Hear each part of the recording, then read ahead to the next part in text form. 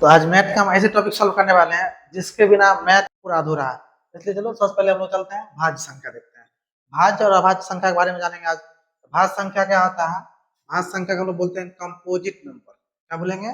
Composite number बोलते हैं। Composite number यानी कि वही संख्या है जो स्वयं और एक के अलावा, यहाँ देखो क्या लिखे हैं, जो स्वयं और एक के अलावा किसी अन्य संख्या से भी विभाजित हो जाए। यानी कि एक और स्वयं के अलावा किसी और संख्या से भी क्या होगा, विभाजित हो जाएगा। तो हम क्या बोलेंगे? भाज्य संख्या बोलेंगे। जैसे यहाँ पे लिखे हैं 4, 6, 8, 9, ये सब क्या हो जाएगा? भाज्य संख्या में आ जाएगा। ठीक है, क्यों? क्योंकि ये सब का एक और स्वयं के अलावा किसी अन्य संख्या से भी कट रहा है। जैसे यहाँ पे लिखेंगे 4, तो 4 का कौन 4 किस किस संख्या से कट जाएगा? यहाँ देखते हैं 4 जो कटेगा, वाला नंबर 1 से कटेगा ही, 1 से कटेगा, 2 से भी कट रहा है, 3 से नहीं कटेगा, 4 कुल 4 से कट जाएगा। 4 जो है 1, 2 और 4 से कट रहा है। जैसे यहाँ पे लिए 6 को कौन संख्या से कट जाएगा? 1 से कटेगा 6, 2 से भी कट जाएगा, 3 से भी कट जाएगा, 4 से नहीं कटेगा, 5 से नहीं कटेगा, 6 कुछ 6 से कट रहा है। 8 का लेंगे अगर, 8 को कौन संख्या से कट रहा है? 8 1 से कटेगा, 2 से कटेगा, 4 से कटेगा और खुद 8 से कट जाएगा। तो जिस जिस संख्या से अगर वो कट जाता है तो उसका क्या कहलाएगा? गुणनखंड कहलाता है। जैसे अगर हम लिखेंगे 20 कौन संख्या है? क्या 20 भाज्य संख्या है? हम बोलेंगे हाँ 20 क्या है? भाज्य संख्या। क्यों? क्योंकि इस ये जो है 1 से भी कट रहा है, 2 से भी कट रहा है, 4 से भी कट रहा है, 5 से भी कट रहा है, 10 से भी कट रहा है और स्वयं को 20 से भी कट रहा है। इसका मतलब क्या हो गया? ये एक भाज्य संख्या। अगर हम यहाँ पे बोल दें क्या 15 एक भाज्य संख्या है, तो क्या बोलेंगे? हाँ 15 भी एक भाज्य संख्या। क्यों 15 भाज्य संख्या हो गया? कि 15 1 से कटेगा, 3 से कटेगा, 5 से कटेगा, खुद 15 से कट रहा है। यानी कि याद रखना 2 या 2 से अधिक जिसका गुणनखंड आ जाएगा वो क्या कहलाएगा? भाज्य संख्या कहलाएगा। और एक चीज में और याद रखना है, इससे यहाँ से क्वेश्चन बनने वाला है कि सबसे छोटी भाज्य संख्या, सबसे छोटी भाज्य संख्या, सबसे छोटी भाज्य संख्या देखना 4 होता है। कितना होता है? 4 होता है, याद रखना है। सबसे छोटी भाज्य संख्या क्या आ जाएगा? 4 हो जाएगा। अब हम आगे देखते हैं कि अभाज्य संख्या क्या। अभी क्या देखते हैं? भाज्य संख्या, अब देखना अभाज्य संख्या। और यहाँ से क्वेश्चन बहुत ज्यादा पूछा जाता है। जैसे क्वेश्चन दिया हुआ है कि अभाज्य संख्या क्या, अगर पूछ देगा तो यहाँ पर पहले लिखते हैं वही संख्या है जो स्वयं और एक के अलावा, याद रखना, स्वयं और एक के अलावा किसी अन्य संख्या जो विभाजित न हो उसे हम लोग क्या बोलेंगे? अभाज्य संख्या बोलेंगे। और एक चीज जैसे कि यहाँ पर लिखे हैं 2, 3, 5, 7, 11 डॉट डॉट, बहुत सारा है।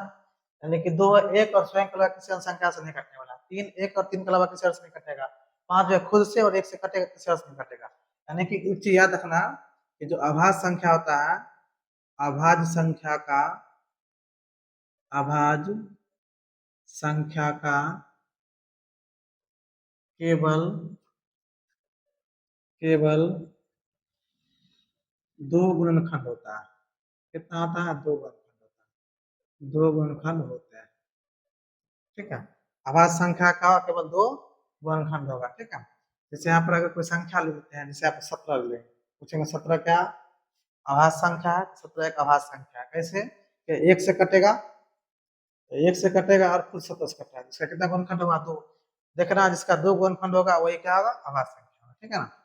जैसे यहाँ पर लिखेंगे 1 1 9 तो, याद रखना 1 9 तो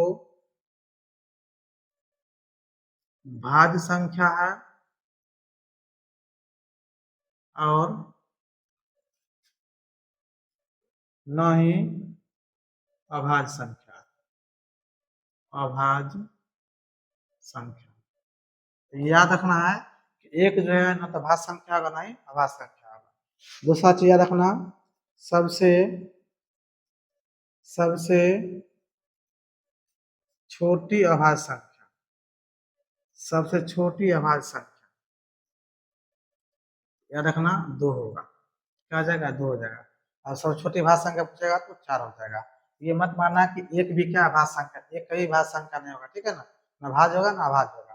सबसे छोटी अगर भाज्य संख्या चर्चा करता है 4 और सबसे छोटी अभाज्य संख्या चर्चा करेगा तो 2 होगा। ठीक है, चलो अब इस पे क्वेश्चन पूछेगा किस तरह से। क्वेश्चन जैसे दिया हुआ है, इसको देखते हैं। क्वेश्चन दे रहेगा क्या 21 एक अभाज्य संख्या है?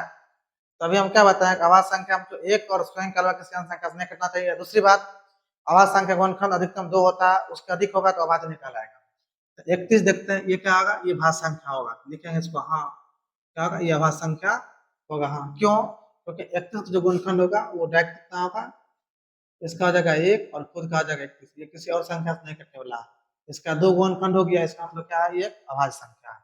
जैसे आप लिखे क्या 15 एक भाज्य संख्या है, तो 15 एक भाज्य संख्या होगा, क्यों होगा, लिखेंगे हाँ। हाँ इसलिए होगा कि 15 का जो गुणनखंड हो जाएगा वो 1 भी हो जाएगा, क्योंकि 15 1 से भी कट रहा है, 2 से नहीं कट रहा है, 3 से कट रहा है, 5 से कट रहा है और 15 कुछ 15 से कट रहा है, 1 से यानी कि 2 से अधिक हो रहा है, इसका मतलब क्या है, एक भाज्य संख्या ये भी हो जाएगा।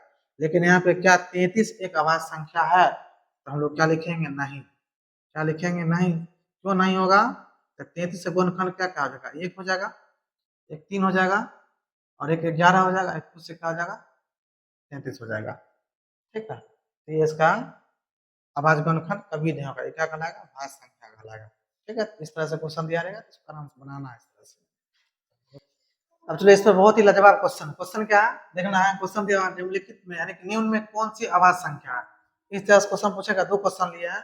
पहला निम्न में कौन सी अभाज्य संख्या है, दूसरा में सबसे छोटी अभाज्य और सबसे छोटी भाज्य संख्या का गुणनफल है। पहला चीज अभी बताएं, अभाज्य संख्या का होगा जैसे गुणनखंड 1 और स्वयं, यानी कि जो 1 और स्वयं से कटेगा वही क्या अभाज्य होगा।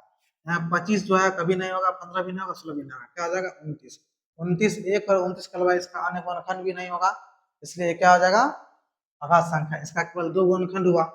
दूसरा सबसे छोटी अभाज्य और सबसे छोटी भाज्य संख्या का गुणनफल, अभी अभी हम लिखे हैं, हमने पहले बताबो किया है कि सबसे छोटी अभाज्य, सबसे छोटी अभाज्य संख्या,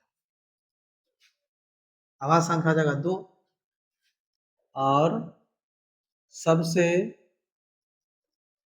छोटी भाज्य संख्या ये हो जाएगा इसका 4। इसमें कहता है सबसे छोटी अभाज्य, अभाज्य संख्या लेंगे 2, गुणा मतलब गुना, सबसे छोटी भाज्य संख्या हो जाएगा 4, गुना कर क्या हो जाएगा 8, ऑप्शन नंबर सी इसका सही होगा। इस तरह से क्वेश्चन पूछा था, इस पर और बहुत सारा क्वेश्चन है जो दूसरे क्लास में हम कर लेंगे।